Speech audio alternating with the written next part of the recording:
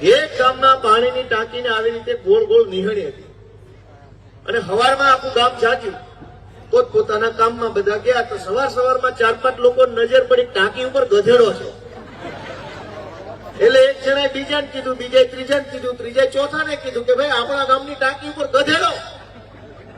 ગામ ભેગું થઈ ગયું આખું અને બધું ચિંતામાં જો સરપંચ ને બોલાયા કે ભાઈ સાહેબ આ બધું આપણી ટાંકી પર ગધેડો ઘૂસી ગયો, શું કરવાનું? હવે જો તમે નીચેથી ઉપર જાઓ, ઉપર ગધેડો ભડકે તો હારો હેઠો પડે અને ઉપર 2 લાખ મારે તો માણસ નીચે પડે. એટલે થઈ મુશ્કેલી ગધેડો નીચે ઉતારવાની. એટલે 2 લોકો કોઈ જાણકાર જુવાની હતા, એને ફેસબુકમાં ફોટો પાડીને મૂક્યો કે અમારા ગામની ટાંકી ઉપર ગધેડો ચડી ગયેલ છે અને નીચે ઉતારવાનો આઈડિયા કોઈ પાસે હોય તો આપો કોમેન્ટમાં.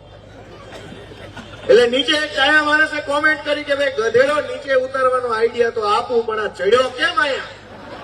ઈ આઈડિયા આપો. હવે ગાંધીનગરની ટાંકી ઉપર કેટલા ગધેડા ચડી ગયા વિચાર તો કરો દોસ્તો, વિચાર તો કરો. હવે એને નીચે ઉતારવાની ચર્ચા કરીએ આપણે.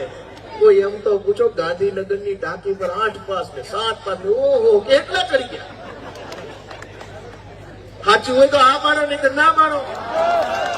ચડી ગયા ને ટાંકી ઉપર. તમારા અને મારા પરિવારના ભણેલા ગણેલા મહેનતુ જુવાનિયાઓ પાસે આજે કામ નથી અને ગાંડા ગાંધીનગર સુધી પહોંચી ગયા. વિચાર તો કરો ને, ખોટું હોય તો ના પાડો. ક્યાં અત્યારે ચૂંટણી ચાલુ છે, ભાષણ સારું લાગ્યો તો ખૂણામાં જઈને બટન દબાવવાનું છે. હાલ તો એવું છે નહીં.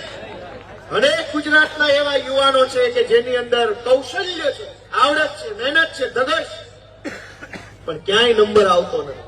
સરકારી ભરતીઓ વર્ષો સુધી ચાલ્યા જ કરે. ક્યારેક મેરિટ બાર ન પડે, ક્યારેક મેરિટ બાર પડે તો અનામતમાં લોચો થયો હોય, ક્યારેક અનામતમાં લોચો ન હોય તો કઈક પેપર ફૂટી ગયા હોય અને ગાંધીનગરની ટાંકી ઉપર ચડીને મજા કરે છે. એકદમ મજા થઈ ગઈ હોય કે ભાઈ મજા આવે છે. કોક તો એને હેઠે ઉતારો બાપા, એવી વિનંતી હું તમને બધાને કરું છું કે એને હેઠે ઉતારો. આમ ન હોય.